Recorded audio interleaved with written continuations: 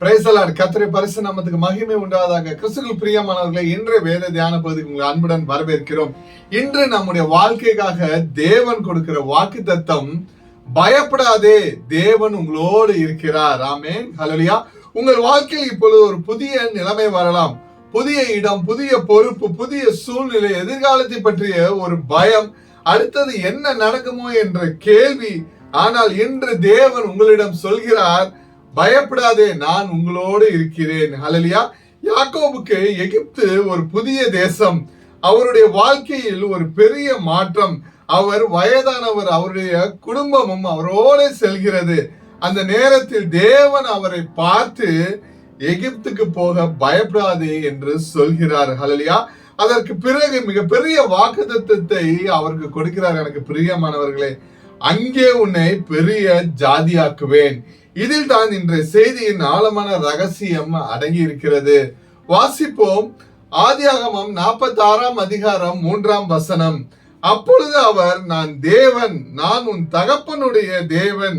நீ எகிப்து தேசத்துக்கு போக பயப்பட வேண்டாம், அங்கே உன்னை பெரிய ஜாதியாக்குவேன். ஆமென், ஹல்லேலூயா.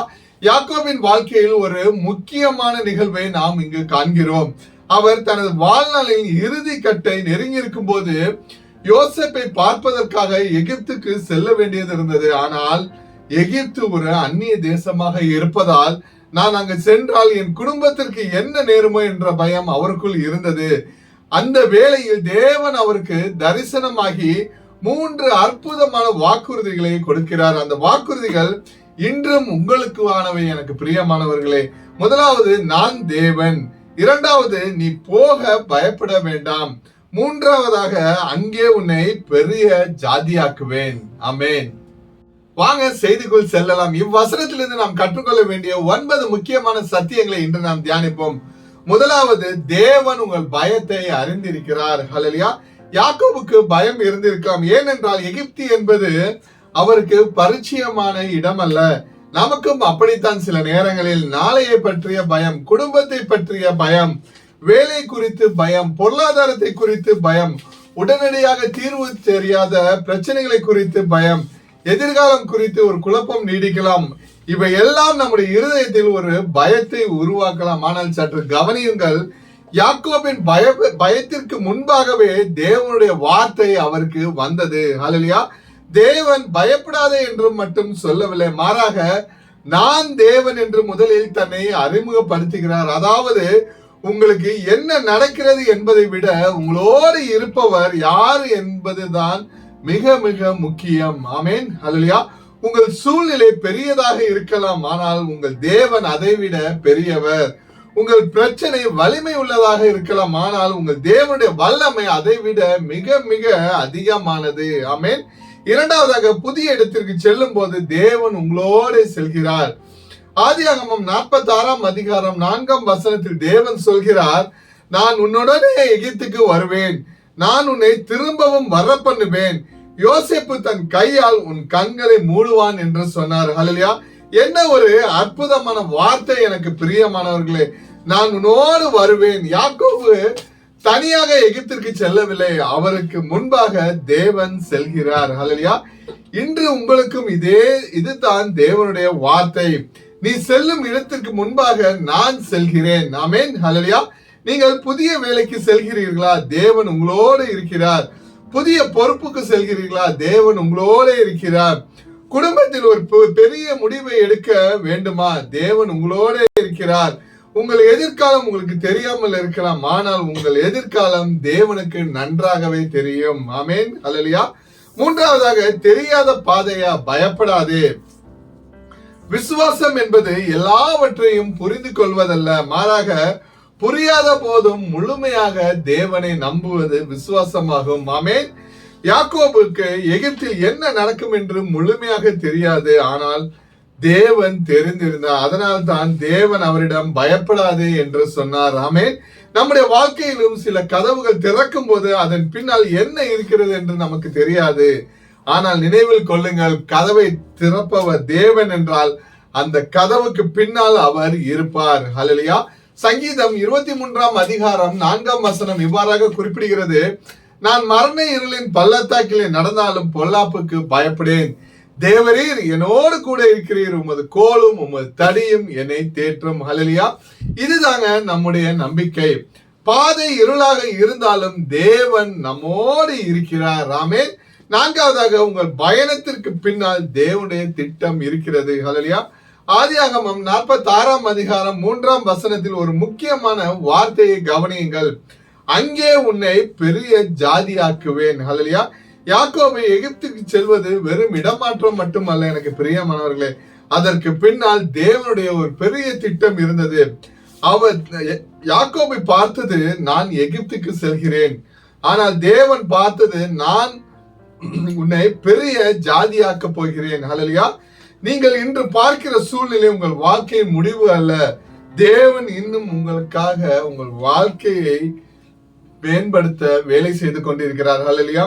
நீங்கள் ஒரு கதவு மூடி இருப்பதை பார்க்கலாம், தேவன் ஒரு புதிய கதவை திறக்க போகிறார். நீங்கள் ஒரு முடிவை பார்க்கலாம், தேவன் ஒரு புதிய தொடக்கத்தை வைத்திருக்கலாம். ஆமென். ஹல்லேலூயா. தேவன் உன்னை ஆசீர்வதிக்க தயாராகிறார். ஐந்தாவதாக, தேவன் உன்னை ஆசீர்வதிக்க தயாராகிறார். ஹல்லேலூயா. தேவன் யாக்கோபிடம் அங்கே உன்னை பெரிய ஜாதியாக்குவேன் என்றார். இதன் பொருள், நீ செல்லும் இடத்திலும் என் ஆசீர்வாதம் உன்னோடே இருக்கும். கிறிஸ்துவுக்குள் பிரியமானவர்களே, உங்கள் ஆசீர்வாதம் ஒரு குறிப்பிட்ட இடத்தோடு மட்டும் கட்டுப்பட்டது அல்ல. மாறாக தேவன் உங்களோடு இருந்தால் நீங்கள் இருக்கும் இடமே ஆசீர்வாதத்தின் இடமாக மாறும். ஹல்லேலூயா. யோசேப்பு எகிப்துக்கு சென்றால் அவர் ஒரு அடிமையாக சென்றார், ஆனால் தேவன் அவரோடு இருந்ததால் அவர் சென்ற இடமெல்லாம் தேவனுடைய கிருபை வெளிப்பட்டது. ஆதியாகமம் 39ஆம் அதிகாரம் 2ஆம் வசனத்தில், கர்த்தர் யோசேப்போட இருந்தார், அவன் காரிய சித்தியுள்ளவனானான். ஆமென். இதுதாங்க ரகசியம். தேவன் உங்களோடு இருந்தால் சூழ்நிலை உங்களை நிர்ணயிக்காது. தேவனுடைய பிரசனம் உங்கள் வாழ்க்கையை நிர்ணயிக்கும். ஆமென். ஆறாவதாக, உங்கள் குடும்பத்திற்காகவும் தேவன் உங்களோடு இருக்கிறார். ஹல்லேலூயா. ஆதியாகமம் 46ஆம் அதிகாரத்தில் யாக்கோபு தனியாக செல்லவில்லை, அவர் தன் குடும்பத்தோடு செல்கிறார். இதிலிருந்து நாம் ஒரு முக்கியமான ஆவிக்குரிய உண்மையை நாம் இன்று கற்றுக்கொள்ளலாம். தேவன் ஒருவரை ஆசீர்வதிக்கும் போது அந்த ஆசீர்வாதம் தலைமுறைகளையும் தொடும். ஆமென். யாக்கோபுக்கு தேவன் கொடுத்த வாக்குத்தத்தம் அவரோட முடியவில்லை, மாறாக அவருடைய சந்ததியை பற்றியும் தேவன் ஒரு திட்டம் வைத்திருந்தார். கிறிஸ்துவுக்குள் பிரியமானவர்களே, இன்று உங்கள் குடும்பத்திற்காக ஜெபியுங்கள். கர்த்தாவே, என்னோடு இருப்பது போல என் குடும்பத்தோட இரும். ஆமென். உங்கள் பிள்ளைகளுக்காக ஜெபியுங்கள், உங்கள் வீட்டிற்காக ஜெபியுங்கள், உங்கள் எதிர்கால சந்ததிக்காக ஜெபியுங்கள். தேவனுடைய பிரசன்னம் உங்கள் வீட்டில் நிலைத்திருக்கட்டும். ஆமென். ஹல்லேலூயா. ஏழாவதாக, பயம் பேசும்போது தேவனுடைய வாக்குத்தத்தத்தை பேசுங்கள். பயம் சொல்கிறது என்ன ஆகுமோ, விசுவாசம் சொல்கிறது தேவன் பார்த்துக் கொள்வார். ஹல்லேலூயா. பயம் சொல்கிறது நான் தனியாக இருக்கிறேன், ஆனால் விசுவாசம் சொல்கிறது தேவன் என்னோட இருக்கிறார். ஹல்லேலூயா. பயம் சொல்கிறது என்னால் எதுவுமே முடியாது, விசுவாசம் சொல்கிறது பிலிப்பியர் 4ஆம் அதிகாரம் 13ஆம் வசனத்தில், என்னை பலப்படுத்துகிற கிறிஸ்துவினாலே எல்லாவற்றையும் செய்ய எனக்கு பலன் உண்டு. ஆமென். பயம் உங்கள் காதில் பேசும்போது தேவனுடைய வார்த்தையை உங்கள் இருதயத்தில் பேசுங்கள். ஆமென். எட்டாவதாக, தேவன் உங்களை கைவிட மாட்டார். எபிரேயர் 13ஆம் அதிகாரம் 5ஆம் வசனத்தில் இவ்வாறாக குறிப்பிடுகிறது, நான் உன்னை விட்டு விலகுவதும் இல்லை, உன்னை கைவிடுவதும் இல்லை. ஆமென். ஹல்லேலூயா. இந்த வார்த்தையை இன்று உங்கள் இருதயத்தில் பதியுங்கள். எனக்கு பிரியமானவர்களே, தேவன் உங்களை கைவிட மாட்டார். ஆமென். மனிதர்கள் உங்களை விட்டு செல்லலாம், நண்பர்கள் மாறலாம், சூழ்நிலைகள் மாறலாம், ஆனால் தேவனுடைய பிரசனம் ஒரு நாளும் மாறாது. நேற்றும் இன்றும் நாளையும் அவர் ஒருவரே நம் தேவன். ஆமென். உங்கள் வாழ்க்கையில் ஒவ்வொரு நாளிலும் அவர் உங்களோட இருப்பார். ஆமென். ஒன்பதாவதாக, உங்கள் அடுத்த அத்தியாயத்தை பயத்தோடு அல்ல விசுவாசத்தோடு தொடங்குங்கள். ஒருவேளை இன்று நீங்கள் ஒரு புதிய பருவத்தின் வாசலில் இருக்கலாம். ஒரு புதிய வேலை, ஒரு புதிய பொறுப்பு, ஒரு புதிய நகரம், ஒரு புதிய ஊழியம், ஒரு புதிய குடும்ப பருவம், ஒரு புதிய தீர்மானம். அப்போது தேவன் உங்களிடம் சொல்கிறார், பயப்படாதே, ஏனென்றால் நான் உங்களோட இருக்கிறேன். ஹல்லேலூயா. உங்கள் கையில் ஒரு முழு வரைபடம் இல்லாமல் இருக்கலாம், ஆனால் உங்கள் கையை பிடித்திருப்பவர் தேவன் ஒருவரே. அதுவே போதும். இப்போது நாம் சில நிமிடங்கள் நம் இருதயத்தை தேவனுடைய சந்நிதியில் வைத்துக் கொள்வோம். உங்கள் கண்களை மூடுங்கள். உங்கள் வாழ்க்கையில் நீங்கள் பயப்படும் ஒரு விஷயத்தை நினைத்து பாருங்கள். அதை தேவனுடைய கரங்களில் ஒப்படையுங்கள். மெதுவாக சொல்லுங்கள், ஆண்டவரே, நான் பயப்படுகிறேன், ஆனால் உம்மை நம்புகிறேன். ஹல்லேலூயா. மீண்டும் சொல்லுங்கள், என் எதிர்காலம் உமது கரங்களில் இருக்கிறது. மீண்டும் சொல்லுங்கள், நான் தனியாக இல்லை, தேவன் என்னோடு இருக்கிறார். ஆமென். ஹல்லேலூயா. ஜெபிப்போமா. அன்பின் பிதாவே, பரலோக தேவனே, இந்த காணொலியை பார்த்து கொண்டிருக்கும் உம்முடைய ஒவ்வொரு பிள்ளைகளுக்காக நாங்கள் ஜெபிக்கிறோம் அப்பா. எகிப்துக்கு போக பயப்படாதே என்று யாக்கோபிடம் சொன்ன அதே தேவன் இன்று எங்களிடமும் பயப்படாதே, நான் உன்னோடு இருக்கிறேன் என்று பேசுகிறீரே, அதற்காக நாம் உமக்கு நன்றி செலுத்துகிறோம் அப்பா. பயப்படுகிற ஒவ்வொரு இதயத்திற்கும் நீ சமாதானத்தின் ஆவியை நீர் கொடுப்பீராக. குழப்பத்தில் இருப்பவர்களுக்கு நீர் தெளிவை கொடுப்பீராக. எதிர்காலத்தை பற்றி கவலைப்படுகிறவர்களுக்கு ஒரு விசுவாசத்தை நீர் கொடுப்பீராக. புதிய பாதையில் நடக்கிறவர்களுக்கு உமது வழி நடத்துதலை கொடுப்பீராக அப்பா. மூடிய கதவுகளுக்கு முன்பாக நிற்கிறவர்களுக்கு ஒரு புதிய கதவுகளை நீ திறந்தருவீராக அப்பா. பலவீனமானவர்களை நீ பலப்படுத்துவீராக ஆண்டவரே. சோர்வுற்றவர்களை நீ தேற்றுவீராக. கண்ணீரோடு ஜெபிக்கிறவர்களை நீ கண்ணீரை துடைத்தரலும் அப்பா. நான் உன்னோடு எகிப்துக்கு வருவேன் என்று உமது வாக்கு தத்தத்தின்படி எங்கள் வீடோடும் எங்கள் குடும்பங்களோடும் எங்கள் வேலைகளோடும் நாங்கள் கைட்டு செய்யும் எல்லா காரியங்களோடும் எங்கள் பயணங்களோடும் எங்கள் எதிர்காலத்திற்கோடும் இருப்பீராக. இயேசுவின் நாமத்தினால் ஜெபிக்கிறோம் ஜீவனுள்ள நல்ல தகப்பனே. ஆமேன், ஆமேன், ஆமேன். ஹல்லேலூயா. கிறிஸ்துவுக்குள் பிரியமானவர்களே, இன்றைய செய்தியின் வார்த்தை உங்கள் இருதயத்தில் எடுத்து செல்லுங்கள். பயப்படாதே, தேவன் உங்களோடு இருக்கிறார். ஹல்லேலூயா. நீங்கள் பார்க்க முடியாத நாளையும் தேவன் பார்க்கிறார். நீங்கள் புரிந்து கொள்ளாத பாதையையும் தேவன் அறிந்திருக்கிறார். நீங்கள் தனியாக நடப்பதாக நினைத்தாலும் தேவன் உங்களோட நடக்கிறார். ஆதியாகமம் 46 அதிகாரம் 3 மீண்டும் நினைவு கொள்ளுங்கள். எகிப்துக்கு போக பயப்படாதே, அங்கே உன்னை பெரிய ஜாதியாக்குவேன். ஹல்லேலூயா. உங்கள் அடுத்த பயணம் பயத்தால் நிரம்பியதாக இருக்க வேண்டியதில்லை, மாறாக தேவனுடைய பிரசனத்தால் நிரம்பியதாக இருக்கட்டும். உங்கள் வீட்டில் சமாதானமும் உண்டாகட்டும். உங்கள் குடும்பத்தில் ஆசீர்வாதம் உண்டாகட்டும். உங்கள் வேலையில் கிருபை உண்டாகட்டும். உங்கள் எதிர்காலத்தில் தேவனுடைய வழி நடத்துதல் உண்டாகட்டும். ஹல்லேலூயா. நீங்கள் செல்லும் இடமெல்லாம் தேவனுடைய பிரசனம் உங்களோட செல்லட்டும். பயப்படாது இருங்கள், பின்வாங்காதீர்கள்.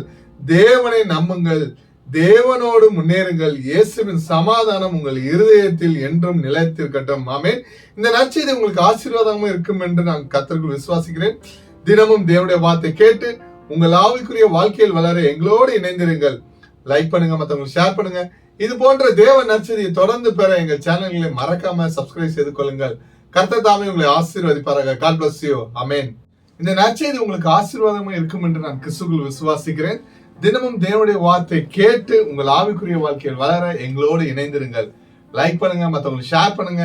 இது போன்ற தேவ நற்செய்தியை தொடர்ந்து பெற எங்கள் சேனல்களை மறக்காம சப்ஸ்கிரைப் செய்து கொள்ளுங்கள். கர்த்தர் தாமே உங்களை ஆசீர்வதிப்பாராக. God bless you.